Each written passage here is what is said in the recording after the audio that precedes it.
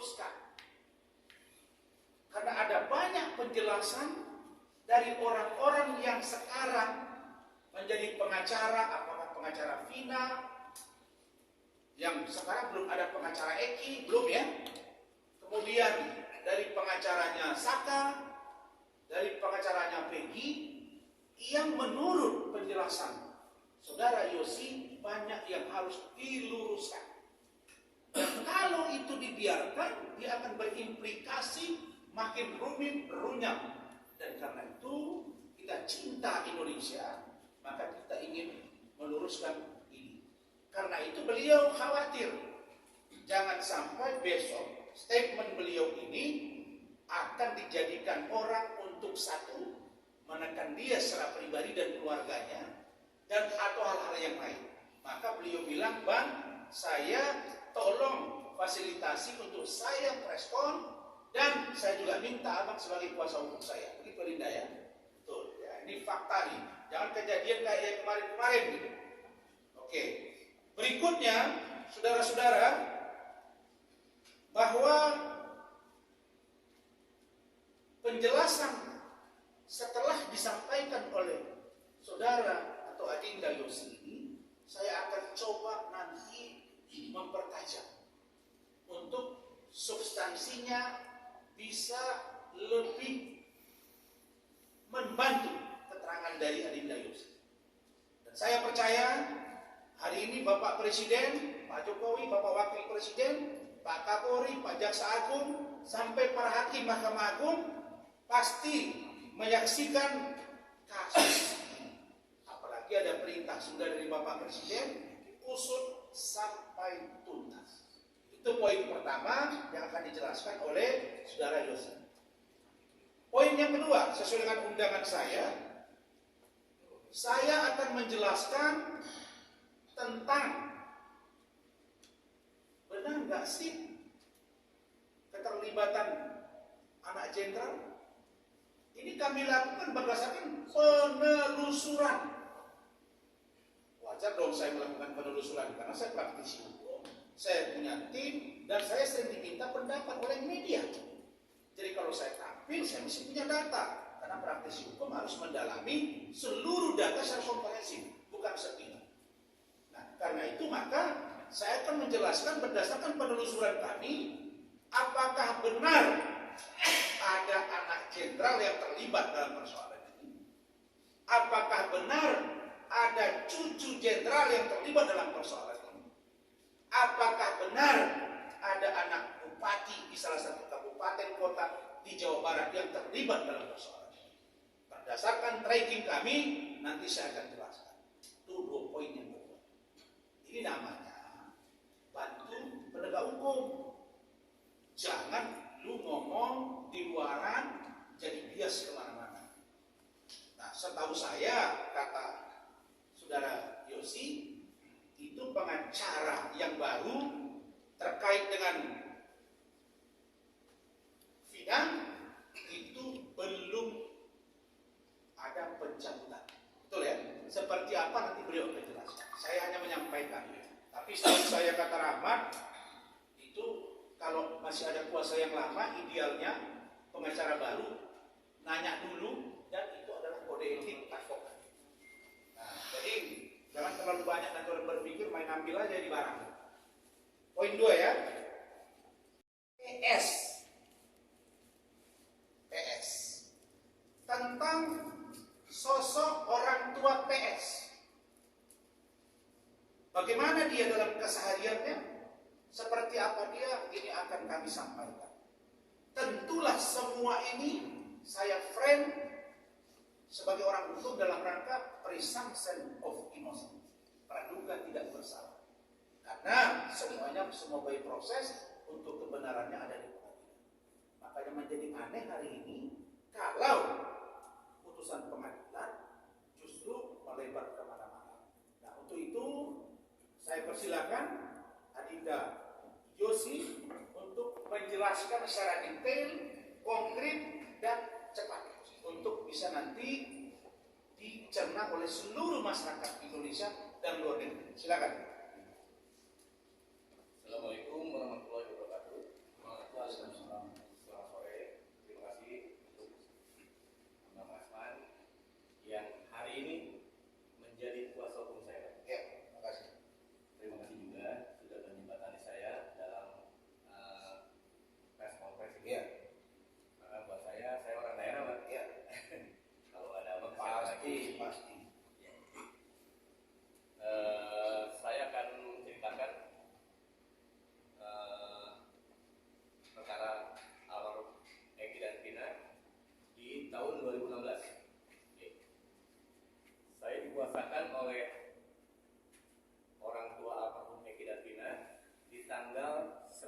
September 2016. Saat itu bapaknya Almarhum Eki dan bapaknya Almarhum datang pada saya, Pak, untuk tanda tangan kuasa. Bapak Eki diwakili oleh ayahnya. Tahun? Tahun 2016. Iya. Diwakili oleh ayah kandungnya Bapak Rudiana, dan Almarhum dikuasakan oleh orang tuanya juga, Bapak Wasnadi namanya. Iya. Orang tuanya laki-laki ya? Iya, orang tua laki-laki. Saat itu ibunya Vina sedang berada di luar negeri, Pak. Jadi TKW. Begitu penantangan kuasa, saya langsung bekerja, Pak. Nah, saat itu akan ada gelar perkara di Polda Jabar, Pak. Saya sih lihat kamera Kamera. Saat itu akan dilakukan gelar perkara di Polda Jabar di tanggal, kalau nggak salah, 22 September 2016, Pak. Kuasa saya berdasarkan laporan dari orang tuanya korban yang bernama Eki. Itu di tanggal 31 September 2016. Oke, saya langsung bergerak, saya kerja. Saat itu saya langsung ke Polda. Orang tuanya Eki itu Pak Rudiana. Pak Rudiana, Iya. Setelah puasa itu saya dapat tanda tangan dari mereka, para keluarga, Pak. 2 hari ke depan atau 3 hari ke depan saya melakukan gelar perkara di Polda. Langsung itu yang hadir hanya saya sebagai pengacara para korban dan pengacara 5 tersangka saat itu, Pak. Itu Bapak Jonggi Nainggolan. Dalam apa namanya? Dalam gelar perkara itu tidak dibahas masalah asusila, Pak. Yang dibahas hanya 340 dan 338. Jelaskan dulu. Pasal pembunuhan. Saat gelar perkara di Polda, pengacara para tersangka yang 5 orang itu, dia berargumen kepada saya bahwa klien saya bukan pembunuh. Kata JN, pengacara tersangka yang 5 tersangka itu. Oke. Saya bilang nanti dulu, Pak. Kalau klien abang yang 5 tersangka itu bukan pembunuh, sudah ada salah satu tersangka yang 2 umur sudah disidangkan. Nggak mungkin dong kalau sudah disidangkan. Sekarang dari kepolisian ke kejaksaan itu kan, iya ada proses kan. Dari kejaksaan ke pengadilan itu ada proses dan sudah disidangkan. Saya pikir tidak mungkin kalau ini salah tangkap, ya kan? Dan awal perkara ini itu adalah dugaannya kecelakaan lalu lintas. Awalnya ya, betul, Pak. Awal kecelakaan lalu lintas di tanggal 27, makanya bapaknya korban Eki itu, Pak Rudiana, dia tanggal 31 membuat LP polisi, laporan polisi. Nah, jalan perkara ini, Pak. Setelah pendampingan di Polda itu, selang berapa lama ya, 1 bulan kayaknya, itu disidangkan, Pak, di PN Kota Cirebon. Di PN Kota Cirebon. Saya mengawal kasus persidangan itu dari awal sampai putusan. Dari awal sampai putusan. Dari awal sampai putusan. Sampai vonis ya? Sampai vonis ya. Waktu itu sidang tertutup. Sidang tertutup. Saya saat itu di 2017 awal pas sidang itu, saya statement di media di Radar Cirebon, Pak, bahwa kenapa ini sidang harus tertutup. Nah, ternyata kata penjelasan dari pihak pengadilan bahwa ini ada kasus asusila. Tetapi ternyata dalam persidangan itu kasus asusila tidak dibawa dalam materi sidang. Hanya pasal 340 dan 338 pembunuhan. Itu, Pak.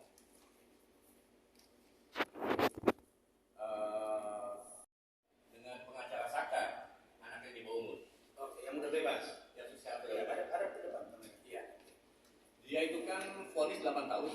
Nah, saat vonis itu saya berbicara dengan pengacara sampai dia bilang, saya akan banding, Pak. Pengacaranya siapa namanya? Ibu Titin. Ya. Dia akan banding, silakan. Tapi bandingnya itu bukan masalah salah tangkap, tetapi banding itu terhadap vonis yang 8 tahun. yang saya tahu di undang-undang perlindungan anak itu maksimal anak itu kan 3 tahun 6 bulan. Ya. Jadi dia mau merubah vonis itu menjadi vonis yang 3 tahun 6 bulan itu. Jadi bukan salah tangkap ya. Nah, waktu itu Bukan seperti yang berkembang selama ini. tidak ada batas salah tangkap saat itu. Dan saat itu ingat bang, pengadilan itu lancar-lancar aja loh, nggak ada masalah di pengadilan PN Kota Cirebon. Masalah itu terjadi waktu pertama sidang karena tertutup, banyak masyarakat yang mau melihat siapa sih sebenarnya pembunuh-pembunuhnya itu kan, muka-mukanya mereka mau lihat, tetapi mereka kecewa karena sidang tertutup. Makanya waktu itu saya langsung statement di media, harus sidang terbuka karena ini kan kasus pembunuhan, harus terungkap jelas. Waktu putusan pun mereka banding itu, makanya saya kaget waktu 8 tahun ke depan ya bang ya, begitu ada film tentang 7 hari meninggalnya Vina, kok bermunculan statement-statement yang bahwa ini adalah salah tangkap. Saya sempat menelpon Ibu Titin, kalau salah tangkap gimana sih? Ini kan posisinya saat itu di 2016, kenapa Anda tidak upaya hukum? Kalau misalkan ada upaya hukum Anda lakukan, berarti upaya hukum kalah dong, ditolak dong kan? Posisinya upaya hukum pasti ditolak karena putusan mereka itu tetap yang 7 orang itu seumur hidup dan yang 8 tetap di 8 tahun. Itu menurut kita para lawyer ya. Iya. Mungkin itu aja. Baik. Pertanyaan saya. Saya langsung dengan di sini. Pada waktu itu 2016 itu berkas perkaranya itu ditarik ke Polda Jawa Barat. Polda Jabar. Ketika gelar perkara itu, di situ yang justru dibedah itu adalah tentang pembunuhan berencana. Pembunuhan berencana 340 dan 338. Tidak ada kaitannya dengan urusan perkosaan. Tidak ada ya. Baik.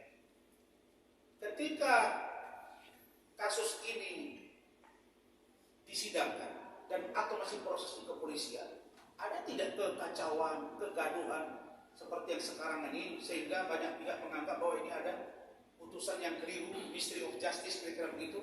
Ada nggak waktu itu kekacauan, keributan dan lain-lain? Tidak ada bang. Tidak ada. Cuman saat di persidangan itu para pelaku ini bang yang Iya. terdakwa itu Iya. memang keterangannya kalau hakim menjawab dia selalu apa ya, selalu melenceng-lenceng ya saya lihat. Melenceng. Ya. Oke. Sekarang kita masuk ke DPO.